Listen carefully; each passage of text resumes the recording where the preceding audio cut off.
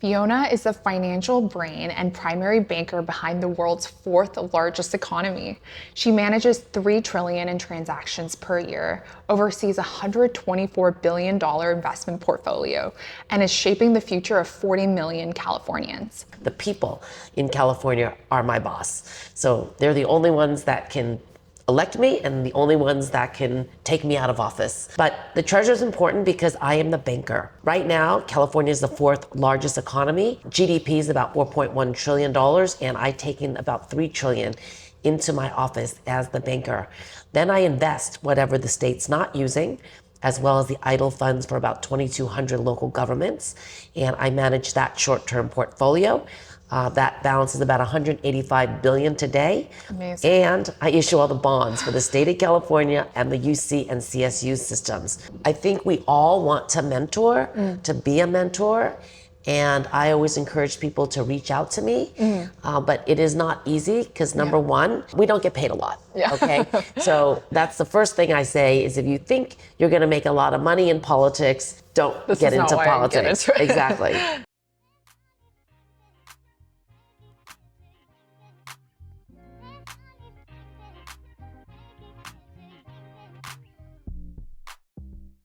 Thank you so much for watching this episode.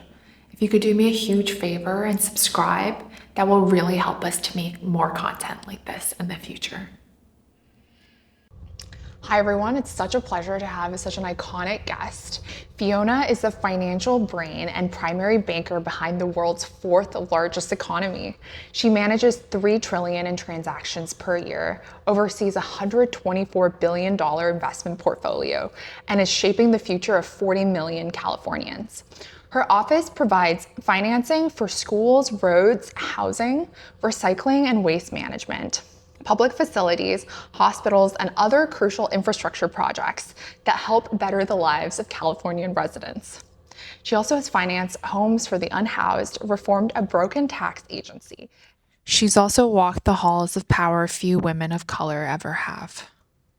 She's also a CPA, former state assemblywoman, and contender for lieutenant governor in 2026. But behind the title and all these impressive accomplishments is the personal story of courage, sacrifice, and becoming the woman she never saw in the room growing up. Today, I'm so excited to welcome this iconic guest here in our presence and explore how she became one of the most powerful financial leaders in the US. And this is just the start of her story. Fiona Ma to the show. Thank you, Melody. It's an honor to be here.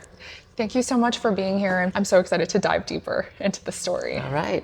For context, for the average person that doesn't know much about what a California treasurer does, can you illuminate us a little bit about what your role is and why should every American care about what you do? Yes. So in government, depending on the state, the treasurer and the controller sometimes are combined. But because we are such a big state, 40 million people, we have split the treasurer and the controller into two elected positions. So in California, we have 8 statewide electeds from the governor, lieutenant governor, attorney general, treasurer, controller, secretary of state, superintendent of public instruction, and insurance commissioner. So the 8 of us, we do get elected by the entire state. So the people in California are my boss. So they're the only ones that can elect me and the only ones that can take me out of office. So, but the treasurer is important because I am the banker. Right now, California is the fourth largest economy. Our GDP is about $4.1 trillion, and I take in about $3 trillion into my office as the banker. Then I invest whatever the state's not using, as well as the idle funds for about 2,200 local governments, and I manage that short-term portfolio. That balance is about $185 billion today. Amazing. And I issue all the bonds for the state of California and the UC and CSU systems. So bonds go toward infrastructure projects and buildings and roads and all that. So that's the constitutional duties under the original treasurer. And then a powerful treasurer, he was the former speaker, Speaker Unruh.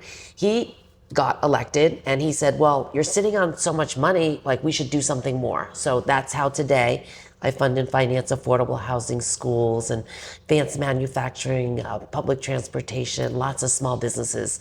So the treasurer's office, I always say, I take in the money, I know where the money goes. After being in this business for 30 years, I know who to call to get things moving. I also do a lot to attract investors to come to California, to stay here. And a lot of times they all want to come to California. We are the Golden State, but they need someone to just welcome them, hold their hand a little bit, give them a little bit guidance, and tell them where in the state they should invest. Because we are 58 counties. Every county is different. Every county wants to focus on something else based on their people, their resources, their government. And so that's what I spend a lot of my time doing, as well as matchmaking. Do you think there is a particular decision that you made that moved billions that would really surprise a lot of people in terms of the impact? I do have a number of different stories. This is my 4th elected position. I haven't lost yet over the last 20 She's plus never yet. lost. Never lost yet. And I know we're going to get into that because you want to know what my secrets are, things that people don't necessarily know about. So we can dive into that a little bit. But I think in every position, there is something that I have been proud of. So on my first position on the San Francisco Board of Supervisors representing the Sunset District, one of the things that I encountered when I first got elected was there was human trafficking happening in my district. So there were Korean women being sent or shipped over here to San Francisco, working in massage establishments. And that was the way that they would get them here, get them to work for free, and then, either use them and then move them if there was, a bust. So I passed legislation requiring a conditional use permit for any new massage establishments that was opening here in San Francisco. So in the planning process, a conditional use means you as the applicant have to put your name on the application. You have to go before the board so people know that you are the responsible business owner. Before, anyone can just open up a business, sign up, not even have to present real ID or know who was behind it. And so that's the reason that so many women were able to be trafficked through these massage establishments. Since my law passed, no more human trafficking through massage parlors in San Francisco. So that's just one example. Very tangible. Very tangible. Yeah, part of being a policymaker or an elected is trying to fix problems.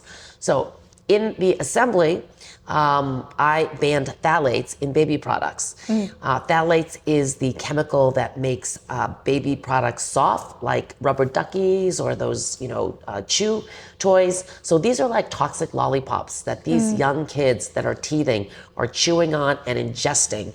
And it was ruining all of their, their insides, their hormones and others. And so after I passed that law, Senator Feinstein, former Senator Feinstein, put it into a federal bill, and no baby products should have that toxic chemical in it. So that's like at a bigger level. And then one of the that I'm most proud of is my last 2 bills signed by Jerry Brown allowed women who are convicted of life without parole a second chance at getting their stories heard. Many people, like my mother, my grandmother, older women, back then, they did not have the battered women's syndrome as a defense.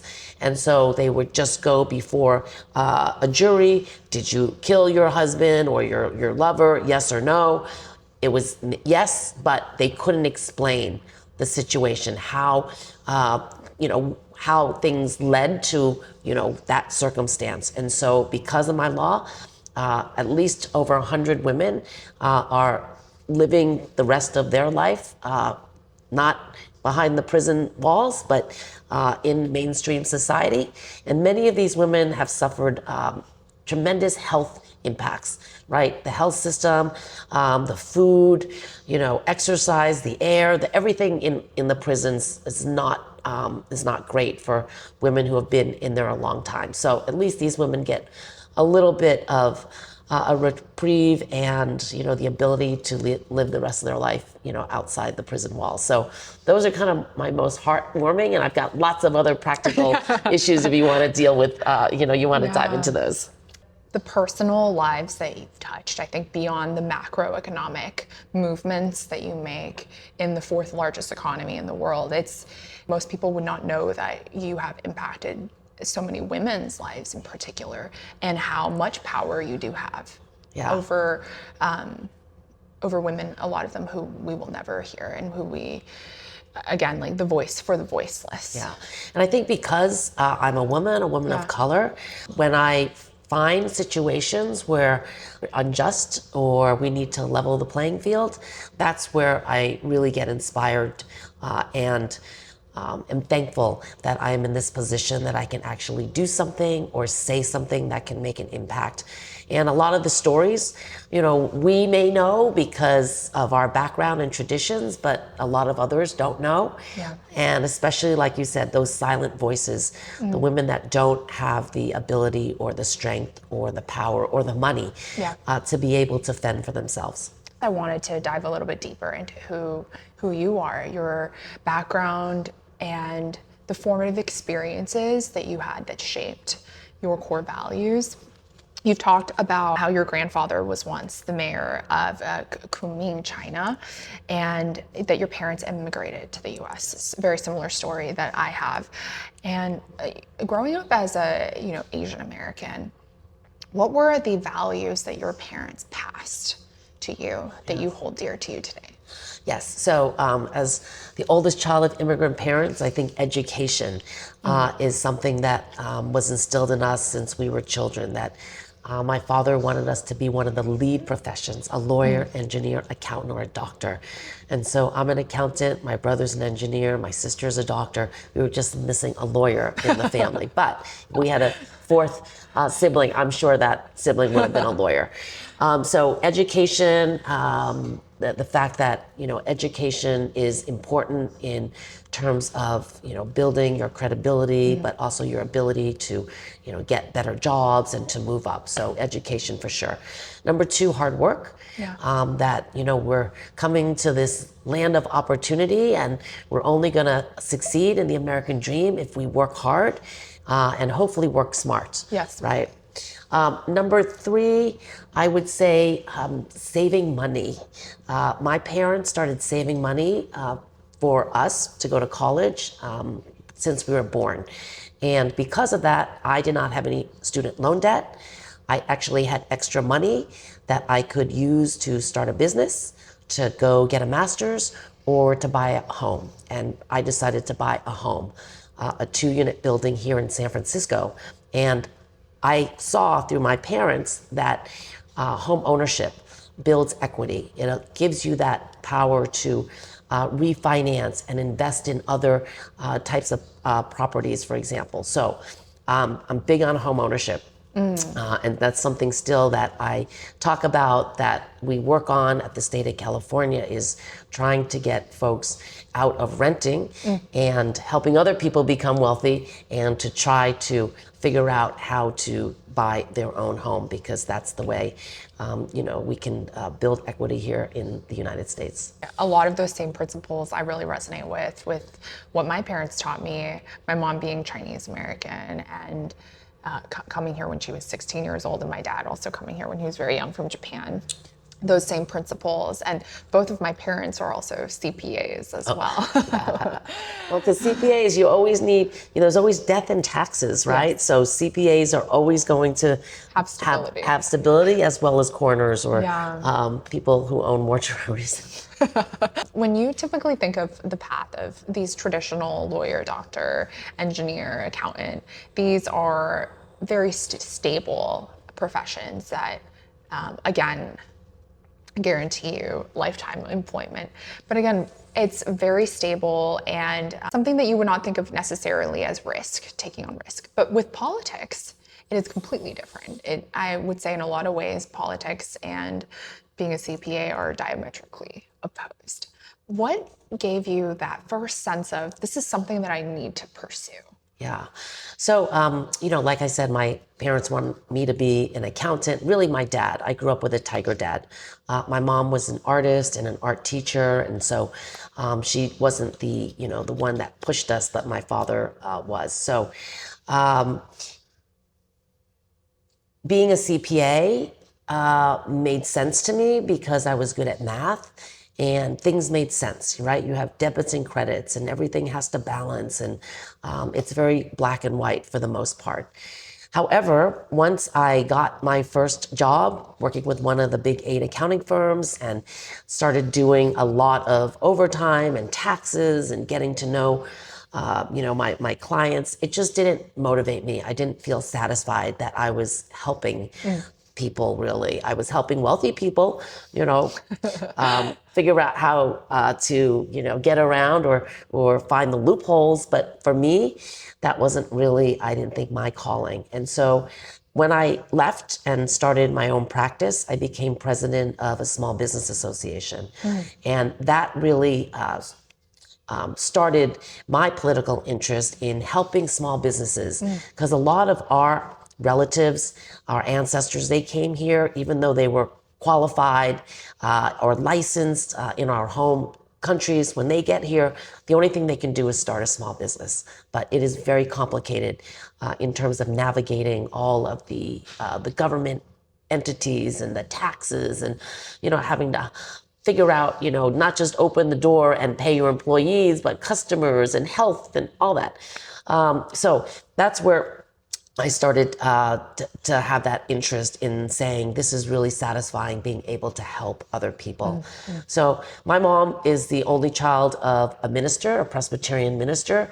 So I was also brought up in the church every day. And so my mother was more about the giving, the volunteering, the service. And my dad was more of the make money and take care of the family type of thing. So I just started getting more and more interested in politics. And as the role president of the Small Business Association, I was with a number of men mostly that would push us to get more involved in politics. Go get an appointment, run for office someday, be at the table, have a voice. And so I kind of bought into it and started going down that path, volunteering for the U.S. Small Business Administration, for example, helping to choose the winners for the Small Business of the Year. I got a part-time job with a state senator, John Burton, who definitely played a instrumental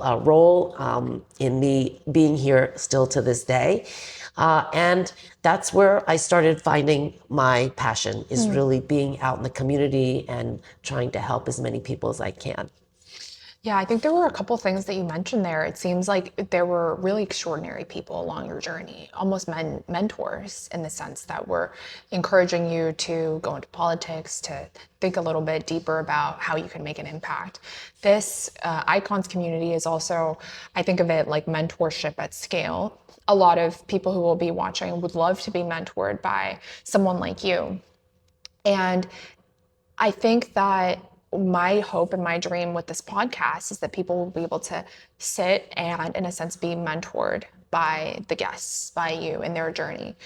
What did you learn from those initial few mentors and people that really helped create a space for you? Yeah.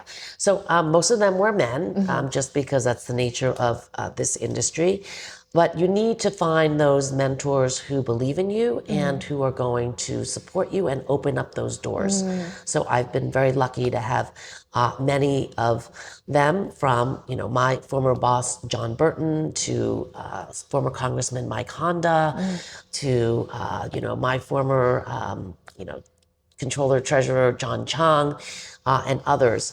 So I think we all want to mentor, to be a mentor. And I always encourage people to reach out to me, but it is not easy because number one, we don't get paid a lot. Okay, so that's the first thing I say is, if you think you're going to make a lot of money in politics, don't get into politics. Exactly. Politics is more about policy. It's about budgeting. It's about making those decisions for the people, but it's not about fame and fortune. usually. Some It people, shouldn't be, yeah. it shouldn't be. Like, I get paid, I think, $185,000 being the treasurer of the fourth largest economy. So it really has to be like passion Yeah. for you to run for office. And then running for office is a whole nother Oh my gosh, dynamic. we have to get into it's that, like, yeah. it's like two different jobs. The job that I do every day versus the job running for office is totally different. And the skill sets are also very different. So you have to be able to pivot and, understand what those, what those qualities are to run for office and then to serve in office and then run again for another office. As it keeps going. It keeps going. It's like musical chairs. You hope when the music stops, we have a chair to run for. Absolutely. So you talked about the difference between the job of campaigning versus the job of actually being treasurer. Would love for you to tell us a little bit about what the day-to-day looks like and the nuances of the two roles. For campaigning? Campaigning versus the actual job of being a treasurer. Okay, so let's start, because I've run for 4 different positions gosh, yeah. different levels. So let's start San Francisco Board of Supervisors local. So when you campaign for a local office, they expect you to go door to door. Knock on the door. They want to see you. They want to meet you. There's probably a lot more candidates running in a race, and they will usually come down to choosing the person that they've met, or perhaps a name or an occupation, right? So in order to overcome sometimes the number of candidates, going door to door, standing in front of the Safeway, at the bus stops, going to the parks and the events on the weekends, makes a huge difference. So it's almost retail politics, and you have to be an extrovert, helps. If you like people, I have to give people my phone number. They're calling me, they're texting me, they want to stay in touch. And so campaigning is different at different levels. So at the local level, San Francisco Board of Supervisors, they expect to see you. You go door to door. You stand in front of the Safeway, you go to the parks, you go to all the different events, and you try to hand out your, it's called like a palm card, so that they can remember you. And the more that you can see them, the more that they start to understand that you're serious and that you want the job. Also, you have to be able to fundraise. That is essential. And for many women, we were not brought up going out to raise money, right? Go out and, mow the lawn or shovel the snow or get a paper route, right? Women were all like, oh, go do, Girl Scouts or volunteer, at your church. So it was never about money. But now you have to sell yourself. Yeah. And you have to be able to say, like a tech founder, why should people invest in you? And women are usually good asking for money for other people, but not for themselves. Yeah. So that's something that you have to, we have to transition. And then I've learned over the years that you need to protect your brand, because you don't want to depend on the newspapers or the news or other people to put something out there. And social media, for me, has been the great leveler, because I am not, bombastic. I don't like to point fingers. I don't like to, be negative. And unless you do that in the news, you're never going to get picked up. Right. You have to go viral Exactly. for being controversial or something. Right. Yeah. And I don't want to go viral just to go viral, unless it's something that I believe in. And so that also, I think, comes from being Asian, right? Yeah. Work hard, keep your head down, don't get too noticed out there, because then you're going to be the target. Yeah. And so, that's another thing, is how can you protect your brand, number one, but then also stand up for yourself, because we get attacked a lot. And then that extends to the family. How strong is your family? Is your spouse willing to also be brought into all of the negativity? Sometimes the kids cannot take it, right? Because, negative campaigning unfortunately works, and that's why people do it, is to try to, give you some label that, every time they say your name, then that negative, stereotype or connotation comes up. And so, your family also has to be very strong or behind you, or maybe like me, I don't have kids. And I try to keep things away from my father, who's 90 years old, because, he probably gets a little upset. My husband gets upset. He's on social media a lot, so he probably takes the brunt of it. Whereas, my skin is pretty thick by now that it bothers me maybe for 15 minutes, but then you got to be able to move on. So those are just some of the pitfalls. Then if you go to the assembly, that's about 500,000 people. So you're not expected to go door to door, but if you are a good retail politician, you still are out there connecting with people, trying to help them. That really does help. And you have to raise more money, to get out your message, to do mailers and sometimes radio and TV. Then my third position was the State Board of Equalization. It was a tax board. It was a quarter of the state, so 10 million people. There's no way you're going to be able to get around to everyone. So you're really dependent on endorsements from organizations, from people, from the Democratic Party, if you're a Democrat, or the Republican Party, and then all of the stakeholders that, are able to get the message out. And then statewide, whole nother game, right? Gosh, because you have to raise money so you can raise your awareness. You have to do polling. When you're in a race, you have to hire consultants and social media and, campaign manager. And then if you don't have a lot of name recognition, or there's negative news about you, then you have to raise more money to put out those ads, so that you can, try to get your message out to more people. So that's why statewide races can cost anywhere from 10 million to 100 million these days. Wow, Yeah. unbelievable. What has been your superpower that has helped you win throughout all the different elections? I think staying humble, and I always run like I am behind. I am like the fourth place, because that's how I ran when I ran for my first race. I felt like I was, number 4, polling fourth. And I have to work harder. I don't take anything for granted. I work 7 days a week. The only time I'm not working is when I'm sleeping. But I'm also accessible. People can reach me. I give everybody my cell phone number. They can contact me, and I can either assist them or put them in contact with someone who can.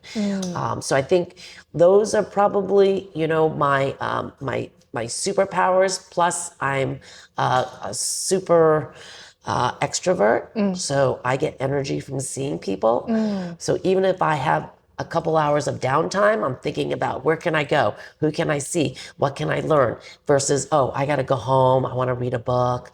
I want to meditate. That's not just who I am.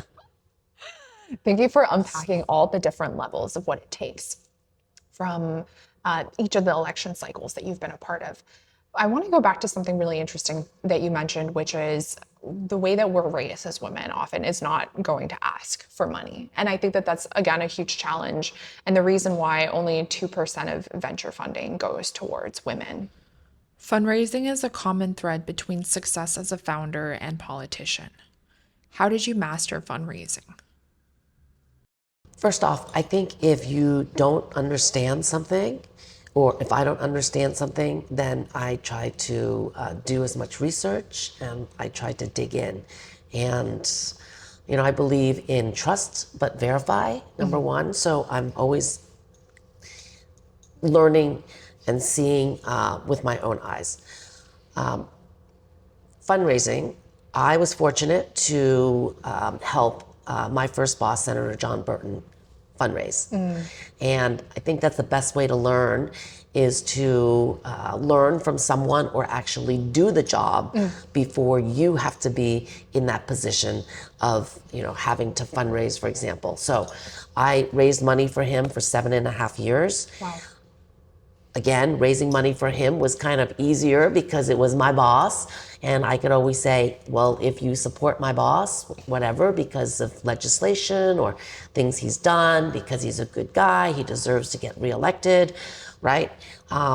that's the way you can fundraise for other people. And my former boss is an introvert. He did not like to go to a lot of events. So I was the one out there representing him, presenting the certificates, showing up at events, filling tables. And so the more that you can do the job yourself, when it comes time to transitioning, you already know what works and what doesn't work. And so when I became a candidate 7.5 years later, I already had those networks. People knew to call me. And so it was just about like, hey, Melanie, I really need your help now. Exactly. For 7 years, we've been friends and we've been working together in the community, but right now I really need you to please support me. Will you do a house party for me? Will you do a fundraiser? Will you just cut me a check? Just come to an event, invite a friend. Right. And you have to put yourself in that position. But if you've been doing it for so long, you kind of know what works. Yeah. And I've heard in the past what people like about politicians and what they don't like. And I volunteered on many campaigns. So I've seen politicians when they, when there are volunteers who are excited about them, when there are donors that are excited, and when they're just not really excited. And so you kind of live and learn, and then you evolve.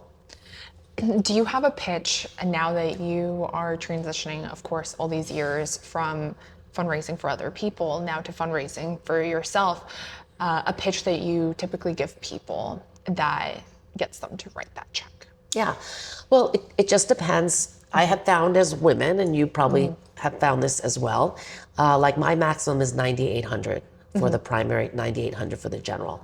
The men will cut a $9,800 check to a guy. They don't even have to call them. They don't have to show up at an event. They don't even invite them to an event. Yet for me, they will give me $2,500. And so I have to call them again and again. But I look at things on the flip side is I develop better relationships with people because I am in contact with them a lot more. So whereas I have to call a donor 3 times to get $9,800, they really appreciate it. And it's always like, it's not like, hey, can you just donate? It's more like, hey, can we have coffee? And then when you're having coffee or a meal, you're getting to know them better. And everyone has issues that they, are bothered about or that they need help with or whatever it is. And so you develop more of a personal relationship with people. And I think that is good in the long run. But that's where women tend to excel, is that we have better interpersonal skills because we have to. Yeah, absolutely. It reminds me of a story when I was a startup founder and I was going around raising my first angel funding. And I talked to my male counterparts and they said, what do you mean? It should be so easy to raise $1 million. You can send an email out to your friends and basically say, I'm raising $1 million, give me money. And I said, okay, I am, in the very early stages still. I don't have an idea. I don't have a product. I don't have a CTO yet. And he said, what do you mean? You don't need any of that to fundraise. And I said, without a team, without a product, you think I can just go out and raise $1 million? And I think it really highlighted the audacity that some people have. And I guess in a sense, why there is such a big gap between men and women, whether it is at the founder level or investing level or in politics. So I try to instill this sense of we need more audacity for women. Yes. And we need to not be afraid to put ourselves out there and to grow a thick skin. It seems like this is something that comes second nature to you. Well, that's why there aren't as many women in politics is because women will tend to think about it a lot longer. What does the job entail? Am I qualified to do the job, right? I need to talk to my family. Right. I need to really think about it. Can I afford it? What if I have kids? Are they gonna be, upset that I'm not there all the time? I mean, we just overthink everything.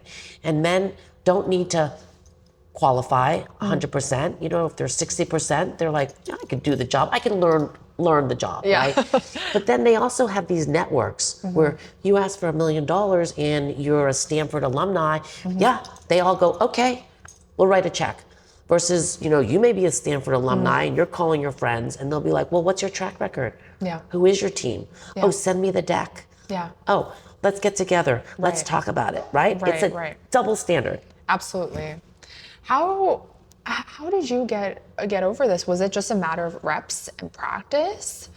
And especially in those early days when you didn't have a track record necessarily in politics the first time you were running, or even now, like how do you continue to not be afraid to ask? Yeah.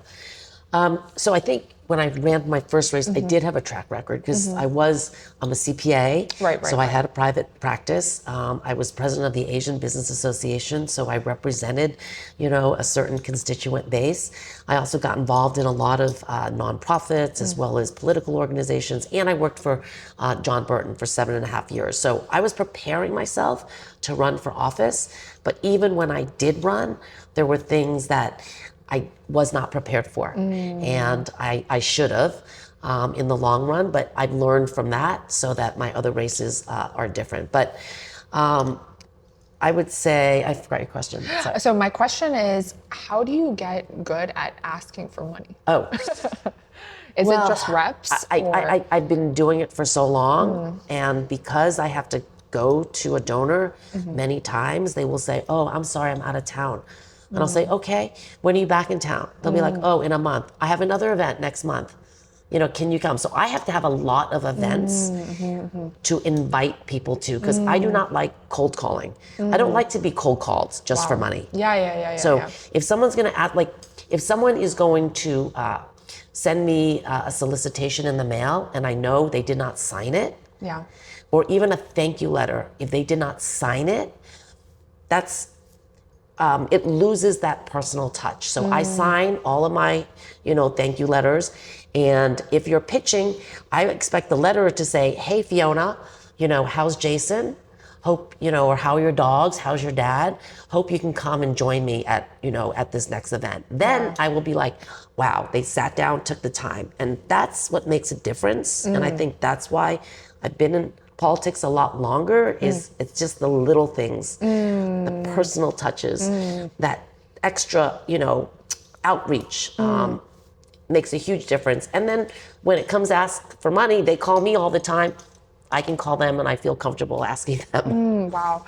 So it sounds like for the people that are watching who want to be able to apply it to their own journey, that it's, again, the reps, it's putting yourself out there. It's the going the extra mile. It's not just going to be a phone call asking for a favor or for funding. It would be, come to this event, make it an opportunity for them. And then when you're in the environment, make it, again, very personal. Yeah, so my events are great networking events. And when I'm there, I'm introducing you to someone that I think would be helpful and maybe a good person to be in your network. And so that's, I think that's my reputation for my events, is that people meet interesting people. You're adding value. And we're adding value to their life, so that it's not only their time and their money, but they're also increasing the people in their network. Let's say when you're running for lieutenant governor now, what is the pitch that you're giving people? Let's say. So excited to welcome this extremely distinguished guest, ecosystem builder, and head of community in San Francisco, Christopher Floyd. He runs one of my favorite organizations in San Francisco, Founders Bay, along with Marianne Becker, and here to talk to us a little bit about all the amazing things and how you guys can be involved in person through different conferences, events, and get connected. It's Christopher, so can you tell us a little bit more? First of all, thank you so much for having me. It's a pleasure to be here, and I love what you're doing. Founders Bay, it's awesome. So we're based in San Francisco. We're a community of getting close to 80,000 members. That's huge, guys. You'd have to be a part of it. Yes, you have to be a part of it. So we're based in San Francisco, but our members are spread across the country, across the globe. But we have a very high concentration of folks that are based here in the city. We do events constantly. We do large events, the 2,000 plus people. We also do smaller events. Basically, what we're trying to do is connect founders, investors, operators, and even just tech enthusiasts to each other and give them an avenue to share ideas, collaborate, and kind of expand their networks. at foundersplay.com. Thank you. I'm a perfectionist and I often don't feel like these videos meet my standards. And for me, that's where Be Creatives comes in. I sent them my raw, imperfect footage and they work their magic. They help me clean up The audio, video quality, fix the lighting, and help me make everything look more professional and polished. Now, no matter where I'm recording, I know my content is going to be in good hands. It's been a game changer and one of the best decisions I made for this podcast. Be Creatives and I have partnered for a special discount of $150 off per month for the Icons community. Please click the link here to sign up. Let's say when you're running for lieutenant governor now, what is the pitch that you're giving people? Like, maybe you can tell the camera. Okay. So, I have been doing this a long time, and I am still in it, and I'm still passionate every single day about serving people. My tagline is proven, principled, and problem solver. And those are three things that I gave myself. I didn't have to hire a consultant, right? It's because that's who I know and that's who I believe I am in. So I'm running for my 5th position, lieutenant governor. That will be the number 2 position in the state. The number 1 job is to be able to take over and assume the role of the governor in case the governor is out of town or unable to serve. So that is the number 1 role. And I think after 30 years, I do have the qualifications, I do have the experience and the know-how to understand what some of the problems are that we are facing, how to fix them, but also more importantly, how to predict what is going to happen in the future. 3 out of 4 positions have been in deficits. So I am not one of those Chicken Little, the sky is falling. I know the sky is falling. It has fallen and we've gotten through it. And so how do you kind of plan for the future? And with my fiscal and financial background, I'm always kind of thinking about how to generate revenues, how to cut costs, how to make things more efficient, who the best people are to hire or to appoint that can be those leaders. That is equally important. Absolutely. Sorry to put you on the spot there. But I think learning to pitch and put yourself out there, advocate for yourself, is one of the skills that I think is the most important. Yeah. And I just have really admired the way that you are so available to people in my community, the founders, investors, builders. Hearing you speak at multiple different engagements and being so generous with people is, again, such an asset. And I think that that's why, you have not lost a single election. And I would like to talk about the tech community for a minute. Absolutely, please do. The tech community has not been my base in the past, but you're small business owners, right? You're entrepreneurs. It's the same, as, the mom and pop, grocer or, manicurist or doctor or veterinarian, right? Yeah. But somehow there's a disconnect between tech and politics. Yeah, let's talk about that. Yeah. I think technology, because you're in tech, everything is so fast and you just want politicians to stay out of the way. Just let you go, let you develop, let you just run, right? Don't put guardrails on. Whereas in politics, politics is all about protecting people, right? And we only get involved with tech if something is happening. Something happened on the internet, like kids are being, certain platforms, for example, are targeting minors. And if we find that the company's not doing anything to prevent it, that's where the politicians get involved. But once we do get involved, it becomes very expensive for everyone, like as we have seen in some of the, recent initiatives. So that's why I implore people, and when I'm at events, I'm very thankful to have the stage, but to also talk about why politicians and people in tech should get to know each other more. We should educate each other more so that when something does happen, we have a direct communication line and we're not going to go and start banning some technology or, stopping, whatever, is putting guardrails on. Guardrails. very strict guardrails where the tech community says, well, we're not able to compete anymore, because Silicon Valley and our tech community, our biotech, our gaming, all of those are so important and really helps our budget in California. And I think that that is something that I have seen a lot of founders struggle with, is wanting to stay so far away from politics and seeing an innovation and politics as being always in opposition. I love that you want to reach out to the tech community, to the startup community, because again, it's your roots, your background is all about empowering small businesses. And there is so much in synergies, I think, between what you've been working on through your decades-long career and also how founders have been building.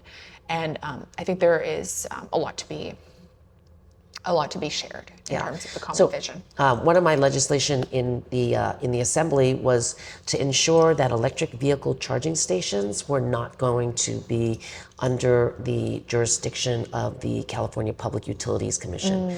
Can you imagine everyone who wants to put up a charging station has to go get permission? Yeah. I mean, that would have slowed everything down. Oh, So yeah. those are ways, and I only learned that because all the EV charging stations, that was kind of the boom at the time. Yeah. And they were trying to figure out how to scale up pretty quickly. Yeah. But they were nervous because they're a technology that they would be, under the jurisdiction. And so my legislation actually created more of a free market system. That's super interesting. Would love to hear a little bit about your views on AI. I think with a lot of politicians, it's not well informed about the space. It is a lot of fear and putting guardrails on. Same with Web3 and crypto as well. Do you have any particular views about AI and how it's impacting anything that you're working on? Absolutely. When it first started, when I first heard about ChatGPT, right, I asked one of my staff, I said, okay, show me how this works. I'm always curious to see what the next and latest invention is. So I asked her to do it, and we did a short query. And back then, like 7 years ago, it was a little off. It was very generic. It wasn't too specific. It didn't footnote. Well, 7 years ago. 7 years ago, yeah. Wow, yeah. About 7 years ago. I remember it. I was asking them, please tell me about cannabis banking, because I was trying to bank the cannabis industry, and I still am. And the answer that it gave was very basic, kind of like maybe a third or fourth grader could do, with a little research. But clearly things have changed a lot, and I use it every single day for everything. Whether it's, hey, I'm coming to meet Melanie today, tell me a couple things about her, or I'm working on a social media post, here's their mission, please make it more interesting, shorten, lengthen. I'm using it for speeches now. I'm giving them different, versions or different things and asking it to keep revising so that we can finally get to that point. So I use it every single day. And I know people think that AI is going to get rid of jobs. I heard something that said, AI is not going to replace jobs, but if you don't know how to use AI, you will not have a job moving forward. That's right, yeah. And it is, it's penetrating every single industry, whether it's healthcare. Today I had a conference call with some of the community hospitals, and some of the bigger healthcare providers are all using AI, to figure out, different matrix and how to save money and how to identify. And these community hospitals need to also, use that tool to be on that same playing field, so to speak. So AI is here to stay. It's not going away. It's continuing to get better and better. I was with a company yesterday that has built a human robot that can actually walk. And it's going to be using AI so that whatever task it is assigned, it could get better each time, instead of having to tweak it and you run it by a joystick. It's pretty remarkable. Absolutely. So do you have a message for the community who are building in AI, the leaders who are changing the world in this space? What would you say to them? Yeah. So, I started with ChatGPT, but some of it, the information it gives you back you're not really sure whether it is real or fake news. And then I did meet the founder of Perplexity AI, where they are actually footnoting all of the responses that come out. So I think that is better and wise versus anyone who could put anything out there and then you say it enough times and it becomes almost like the truth. I have a digital twin now that I have a tech advisory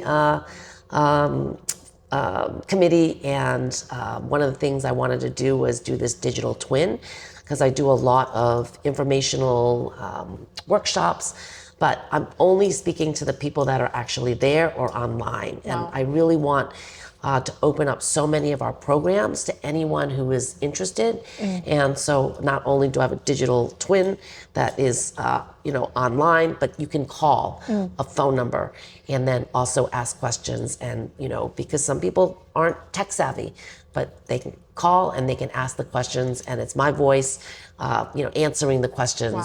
So I am trying to use AI for my office as well, not only to be more efficient, but also to better serve our community. So it sounds like you are pretty bullish on the future of AI and not afraid. I'm not afraid at all. Amazing. And what do you think about government stepping in for AI regulation around things like safety? Yeah, government, with technology, by the time government steps in, the tech community is on like iteration 5, right? So you're like, okay, you go chase that because we're like in the next thing.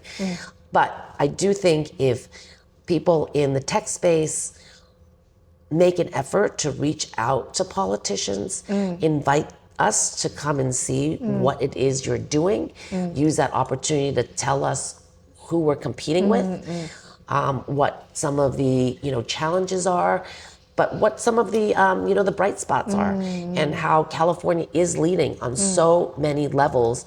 And if we overregulate, we are going to be killing. We have been killing the golden goose, like the cannabis industry. That proposition to make it legal for adult use, the taxes are too high in it, and now we have decimated the cannabis industry. Whereas 10 years ago, we were like the leaders. The leaders, absolutely. It is pretty much dead right now, and we're not collecting the taxes that we want.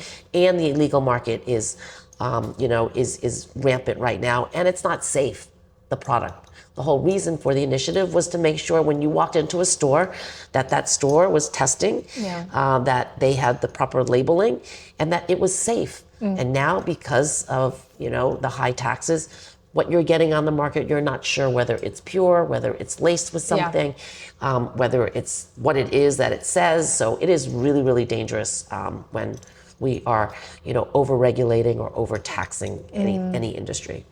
Absolutely. While there are a fair share of risks and fears around AI, every element of it, it sounds like you're really wanting to promote the innovation and not stand in the way. Yes. Especially as the future of being lieutenant governor. Is that how you see your role being? Absolutely.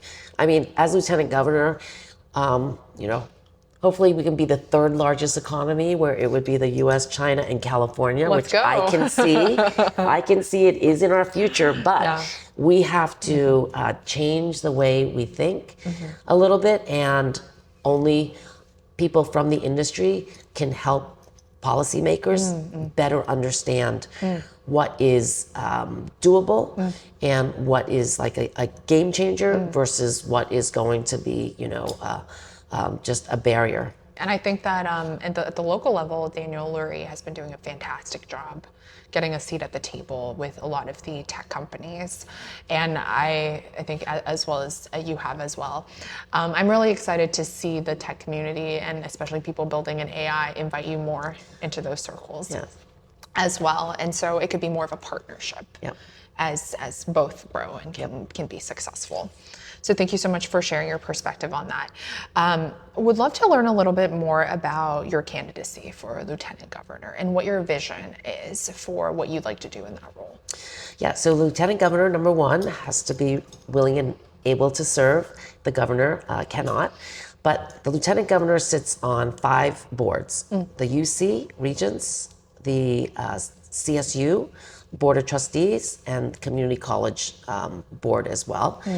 Coastal Commission, and State Lands. So those are the 5 boards. Right now, I chair 17 boards, and I sit on a whole number of others. And so it's relatively easier in terms of the job description. But education, higher education, needs to be a priority for the state of California. And it is getting more expensive for people, underserved communities, immigrants, to be able to afford to even go to a UC these days. So, what are some of the ways to make it more affordable? The state universities, they don't get a lot of funding. They don't get a lot of love from either, their alumni or their endowments or their sports teams. And then they also don't get funding like community colleges under Prop 98. So I'd really like to work with the state universities, the 23 of them, to see whether we can better create a curriculum that meets all of the different industries and needs of people. So AI, where do you go if you want to learn AI right now? No, but all these AI companies are right here in San Francisco. They could be teaching courses at San Francisco State, training the next generation about what they should be doing. We have so many rental properties. There's no property management school to learn how to be a property manager, right? There's so many gaps in our in California where we are strong. Hospitality. You want to work at Disneyland, all right, or you want to work at a hotel. We can't afford to go back to Cornell. Why isn't there a school that is training, us to do, that type of work here? So that's kind of my vision for that. And then Coastal Commission, State Lands, that has to do with, our environment, our coast, our land. And because I will have more time in theory, I will do a lot of my personal investigations because there's a lot of cases that will come before the board, and I need to learn and understand what the ramifications are of voting yes or voting no to a proposal. And so I'm going to continue to go around the state and do my own homework. Lieutenant Governor also chairs the Economic Development Council. Traditionally, it's been like one council. People are in different clusters. I'm going to have different councils so that I can get the best and the brightest to give me feedback, and perhaps the legislature and the governor about, again, what's working, what's not working, how we're going to better be able to compete and attract and keep jobs here. Our budget is highly dependent on personal income tax, corporation tax, and sales tax. So if we do not have high net worth individuals here paying high personal income taxes, then that's where we fall into issues of deficit. So AI, we hope that the top AI companies here all become unicorns. Great. That is going to help us, and we will get out of our deficit much, much faster. Not only the corporations are going to pay their taxes, but also the individuals who are benefiting. So many great things you touched upon there. And I hope that you get to make continuous impact in all of those areas. In terms of, let's say, taxes, and you were saying the majority of the tax comes from these high net worth individuals and the corporations. With the exodus of tech companies leaving places like San Francisco, California altogether, what is the vision to keep them here? Yeah. So I always say cheaper is not always better. And companies that are moving outside of the state, some of their employees just don't want to live in Texas, for example, right? And so how are you going to attract the talent, the people, and especially the young people? Young people these days, they're all about quality of life. It doesn't matter. They can make a lot of money and they know it, but if they can do it where they are happiest, with a good ecosystem. California, we speak over 200 languages. Like, everybody is welcome and everybody should feel welcome, unlike other states where they don't look like many of us, right? So that's what I pitch to people, is our diversity, paying a little more in sunshine tax. But again, we have to create those ecosystems where people feel that they can make it, that there's not they're not overly burdened by regulations and by taxes, and things cannot keep changing all the time, because companies depend on stability. If they are going to, invest and stay in a state for a long time. But if you keep changing the laws every year, every 2 years, it's going to make everybody crazy, because some of them, long-term investors, planners like biotech, you can't keep changing the rules, right? When it takes 10 years for a drug to come to market.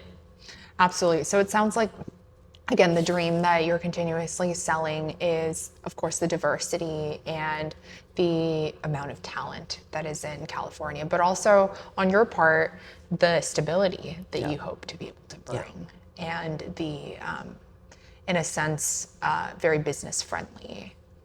We have to be business friendly, right? And we have to be thankful for companies that want to open up a headquarters, stay here, invest here.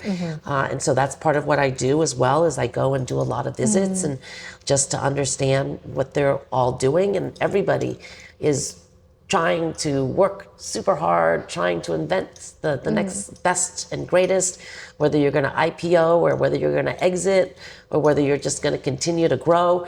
All of it is important, but visiting, hearing from them one-on-one, I think makes a big difference. That's so great to hear. Can you tell us about the hardest day that you've experienced, whether personally or professionally, and how you got through that? I think for a lot of the people who are listening, in the midst of building companies, in the midst of pursuing their dream of becoming a top athlete or in Hollywood, things like that, the odds are so small and the failures many times can seem insurmountable. Yeah. And I think it would be really amazing to hear someone at your caliber who has achieved this unprecedented level of success, what those hard days were like and how you got through them. Well, I will tell you what I have experienced, that many people have experienced, is a frivolous lawsuits. Oh, wow.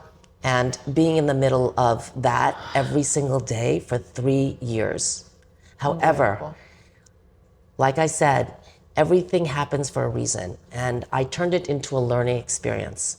I started to understand how the legal system works, how lawyers work, how government works, how people work, right? Trying to extort money from other people because they thought I would back down and just, settle with them. And that's not who I am. Fiona's not settling. I don't settle, and I'm a fighter, and people may not know because they don't see what's been happening behind the scenes, but I am a hard fighter. I do not give up, and I will not settle.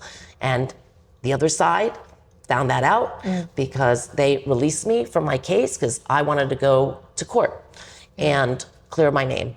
I'm not scared of going to court because I served on a jury.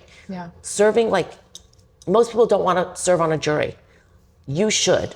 When you see how our justice system works and you serve on a jury, you're not scared about going to court because the people that are sitting in the box are regular people. They are listening to your story and they know when someone is honest and someone is trying to, extort people, for example, right? Make up stories. And so I was not scared about going to court. I hired the best lawyer. I'm ready to go. And they're like, 3 years, we don't want to go to court. Because that's what they don't want to do. They're exhausted too. Well, they just want the easy way out. Right, Many of these attorneys, they just take on these cases and hope people settle. That is not right. Yeah. Especially hardworking people that, have put their heart and soul and their life savings into a business. And then they have someone come, and try to sue them for money when they didn't even do anything wrong.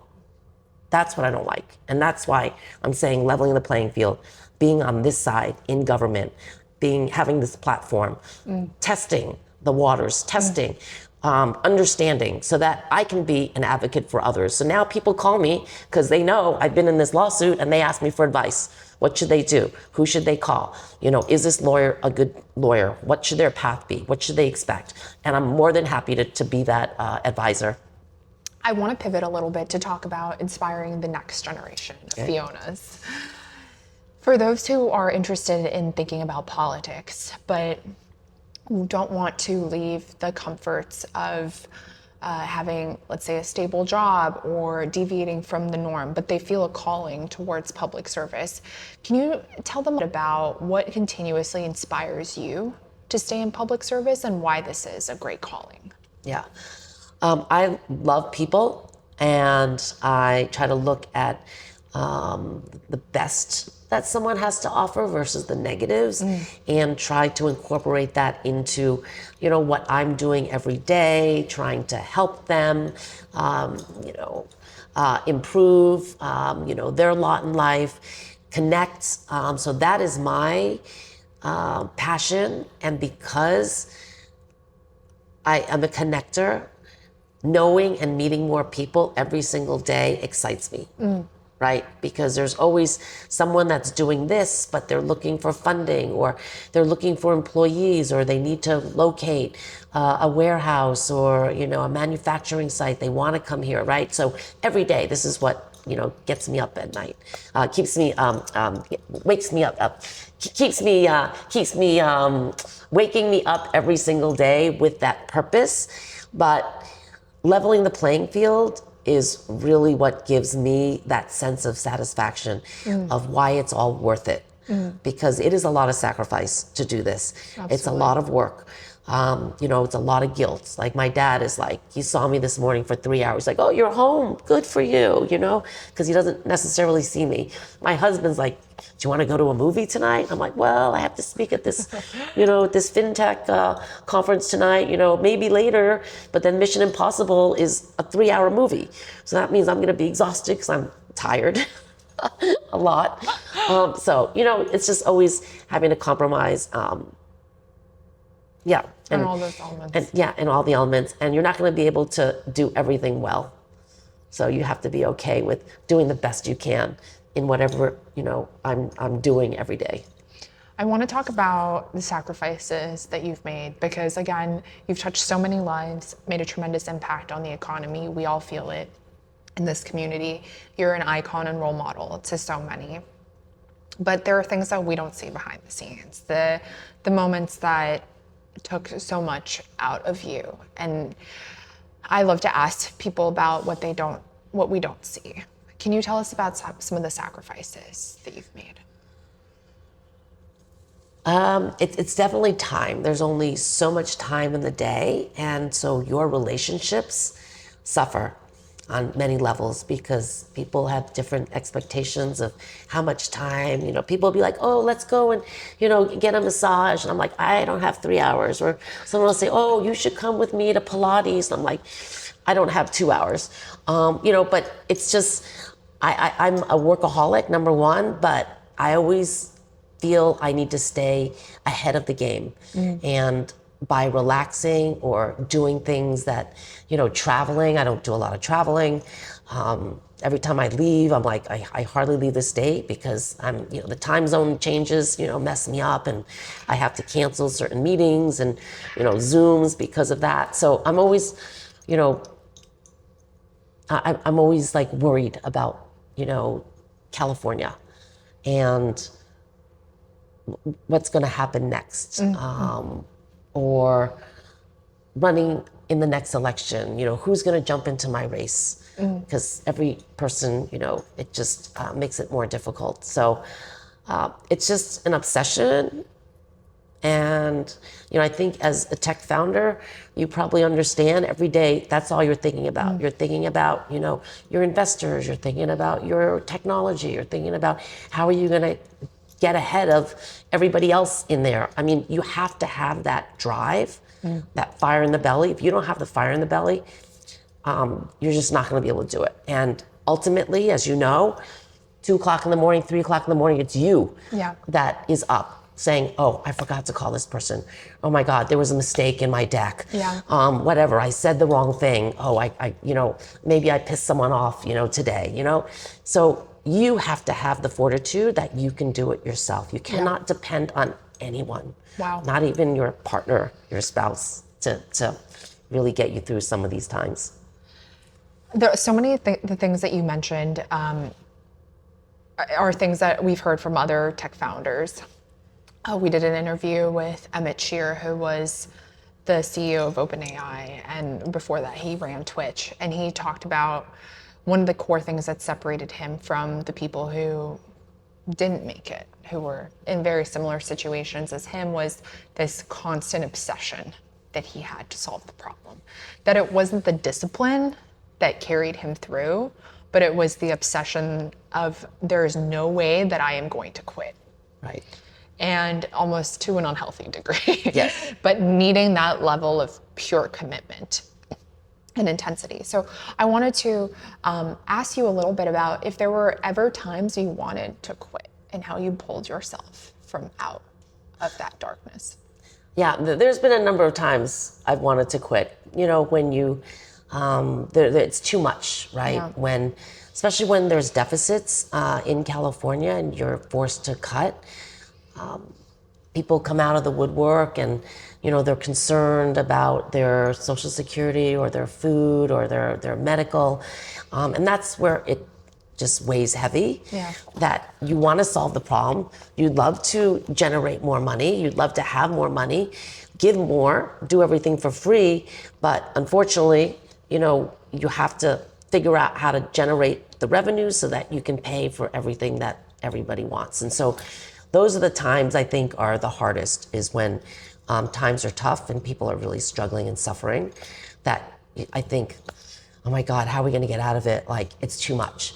You know, maybe I could go do something else. Let other people worry about the problems. Right. But other people cannot, in my opinion, after doing this for so long, that experience is really, really hard to come by. You just can't buy the experience. You just can't learn the experience. It's really about, you know, walking the walk and walking through those rings of fire that keep you going, knowing that you're going to be okay at the end, or it'll pass. Because a lot of people, you know, it'll pass, right? But it's not always while you're like, you know, on that journey. For a lot of people, it can be this really strong sense of their faith in higher power, or this sense of, again, like looking back and thinking about their own testimony, thinking, you know, I've done this before, I can make it through. For others, it's that their dream is so big that they feel like they can't give up, that there are too many people depending on them. For you, what is the fire that keeps you going, or how you draw strength? Yeah, I think all of that people do depend on me right now. So if I get elected lieutenant governor next year, I'll be the highest Asian ever to serve at the state government since 1849. We've never had a woman governor, number one. We've never had an Asian governor. We've never had Asian lieutenant governor. We do now have Rob Bonta, Filipino, as Attorney General. March Fong Yu, many years ago, she was Secretary of State. So those are the highest so far. So breaking those glass ceilings allows other women, other people of color to dream and think that they can also move to those levels. Look at Kamala Harris. Yeah. She was the vice president. Amazing. Then when she was running for president, you're like, I never thought I would see a woman president in my lifetime. Still the hardest position to run for, knowing what I know now, how hard it is for women and a double standard. So that kind of keeps me in the game. Number two, I don't really want to do anything else. There's nothing else I want to do. It's not like if I make more money, which I probably could sitting on corporate boards and consulting, but I don't want to travel. I don't buy fancy clothes. Many's like Ross or someone made it for me. So how is money going to change my life? Right. I would probably buy houses for all my friends who couldn't afford it, help them with all the down payment. That's what I'd probably do with my money. But other than that, you know, I still think I'm making a difference. I still have a lot of ideas.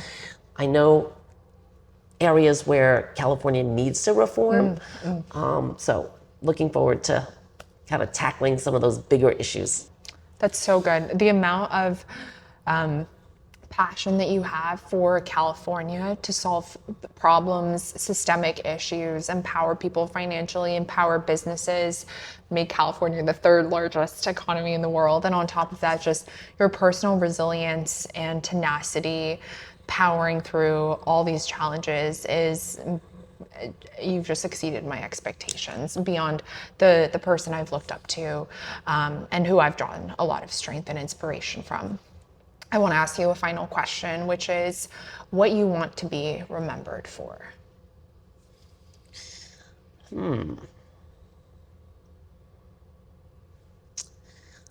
I think being remembered for helping as many people as I can, making a difference,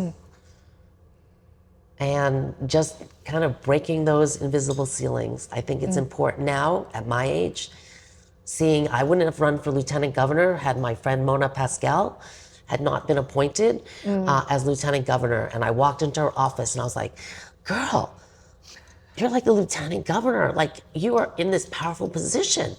And I would not have thought of running for state treasurer statewide. That was not even in my psyche. But seeing her there, I said, well, she can do it, I can do it.